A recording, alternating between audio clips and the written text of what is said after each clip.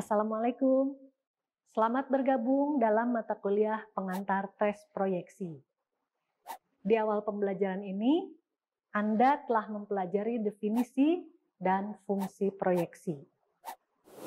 Secara ringkas, proyeksi dapat didefinisikan sebagai suatu proses mempersepsi dan merespon yang dilakukan individu terhadap lingkungannya, sesuai dengan kebutuhan, motivasi, dan kecenderungan unik dari pribadinya.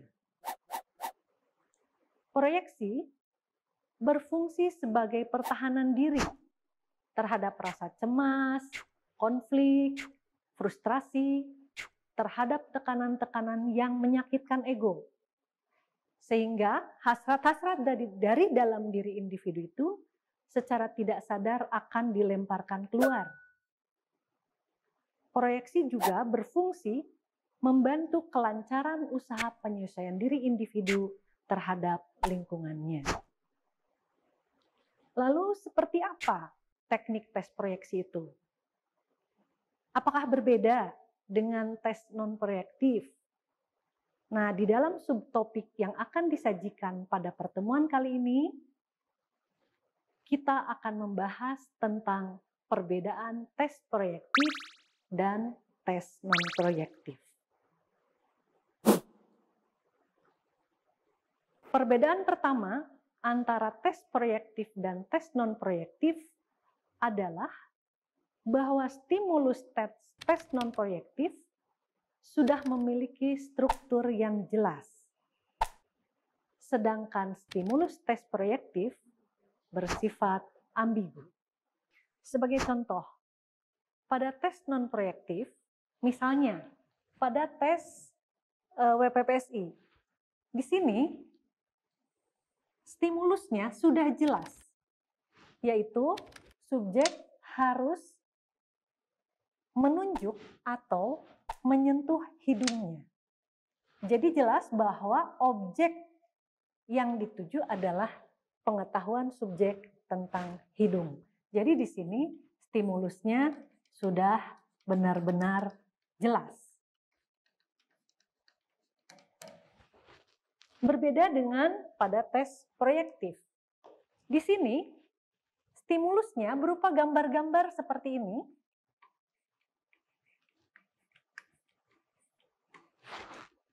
Pemeriksa atau tester tidak boleh menyebutkan nama dari gambar-gambar ini. Jadi, nanti subjek boleh menggambar apapun dengan menggunakan gambar pada setiap kotak ini, terserah dia mau menggambar apa saja yang dia kehendaki. Kedua, metode tes non-proyektif bersifat langsung, sedangkan tes proyektif bersifat tidak langsung. Kita lihat pada contoh tes ini. Pada tes non-proyektif, pertanyaannya bersifat langsung atau persoalannya bersifat langsung. Contoh di dalam tes WPPSI ini, yang digali adalah pengetahuan subjek tentang anggota tubuh, dalam hal ini tentang hidung. Maka pertanyaannya pun langsung berupa perintah dari tester atau dari pemeriksa agar subjek menunjuk atau menyentuh hidungnya.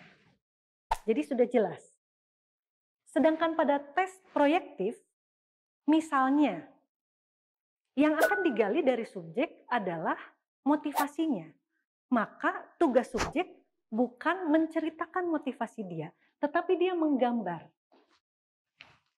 Pada persoalan ini, dia membuat gambar-gambar ini. Dari gambar yang dia buat oleh subjek inilah, maka nanti akan bisa diketahui seperti apa motivasi dari subjek. Perbedaan yang ketiga antara tes proyektif dan tes non-proyektif adalah jawaban tes non-proyektif itu sudah jelas. Sedangkan jawaban pada tes proyektif itu bisa memiliki banyak variasi atau kemungkinan jawaban. Perbedaan yang ketiga, pada tes non-proyektif, jawabannya sudah jelas. Misalnya kita lihat kembali pada tes WPPSI ini. Pada persoalan ini, di mana subjek diperintahkan untuk menunjuk atau menyentuh hidung, maka jawaban subjek seharusnya dia menunjuk atau menyentuh hidungnya. Jika subjek menunjuk atau menyentuh bagian tubuh lain, misalnya ke sini, dan sebagainya, maka itu sudah jelas salah. Beda dengan tes non-proyektif di sini. Di sini, tugas subjek adalah melanjutkan gambar-gambar pada kotak-kotak yang tersedia ini. Subjek bebas untuk menggambar apapun, maka kita bisa melihat, bisa jadi misalnya untuk kotak yang ini, jawaban antara satu subjek dengan subjek yang lain itu berbeda dan itu tidak disalahkan. Perbedaan keempat. Ini terletak pada interpretasi. Interpretasi tes non-proyektif sifatnya kuantitatif dan statistik.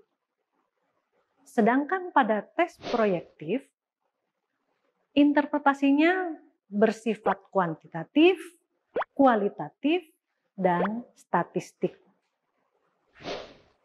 Sebagai contoh, pada tes WPPSI subtes informasi, jawaban subjek diberi skor 1 jika benar dan 0 jika salah. Sedangkan pada tes Rorschach, secara kuantitatif dan statistik, jawaban subjek dihitung baik jumlah maupun persentasenya. Selain itu, secara kualitatif, jawaban subjek dilihat dari berbagai aspek yang berkaitan dengan value masing-masing stimulusnya. Sebagai contoh, pada subtes informasi tes WPPSI, di sini sudah jelas ketika subjek memberikan jawaban benar maka dia diberi skor 1. Sedangkan kalau jawabannya salah diberi skor 0. Ini menunjukkan bahwa perhitungannya sifatnya kuantitatif. Kalau pada tes proyeksi, misalnya pada tes Rorschach, di sini ada form yang digunakan khusus untuk perhitungan kuantitatif dan statistik. Jadi dari jawaban-jawaban subjek nanti dihitung berapa banyak jawaban yang diberikan oleh subjek, lalu berapa persen jawaban dari masing-masing jenis jawaban subjek. Sedangkan interpretasi secara kualitatif nanti didasarkan pada jawaban subjek yang dikaitkan dengan value dari masing-masing stimulus. Perbedaan yang kelima, yaitu dalam cara pelaksanaan tes. Dalam tes non-proyektif, subjek melaksanakan tes dengan cara mengikuti apa yang ditunjukkan oleh pemeriksa. Sebaliknya pada tes proyektif, pemeriksalah yang mengikuti subjek. Perbedaan yang kelima adalah dalam cara pelaksanaan tes. Pada tes non-proyektif, tes dilaksanakan sesuai dengan apa yang diperintahkan oleh pemeriksa atau oleh tester. Misalnya, pada tes WPPSI ini, yang pertama kali dikerjakan oleh subjek adalah tes nomor 1. Demikian seterusnya ke nomor 2, ke nomor 3, dan seterusnya. Jika di dalam pelaksanaan tes ini, pada subtes informasi, subjek secara berturut-turut 5 kali gagal dalam memberikan jawaban yang benar, maka pengambilan tes dihentikan. Berbeda dengan pada tes proyektif. pada tes ini, subjek boleh menggambar dari kotak yang mana saja dulu yang dia inginkan. Subjek hanya diminta untuk menuliskan angka sesuai dengan nomor urut dia menggambar. Misalnya, gambar yang pertama dia buat adalah gambar ini. Maka setelah selesai menggambar, dia menuliskan angka 1 di bagian atas kotak. Ini menunjukkan bahwa gambar inilah yang pertama kali dibuat oleh subjek. Berikutnya misalnya, subjek menggambar yang ini, maka di bagian bawah sini diberi angka 2. Ini menunjukkan bahwa gambar inilah yang menjadi urutan kedua yang dibuat oleh subjek.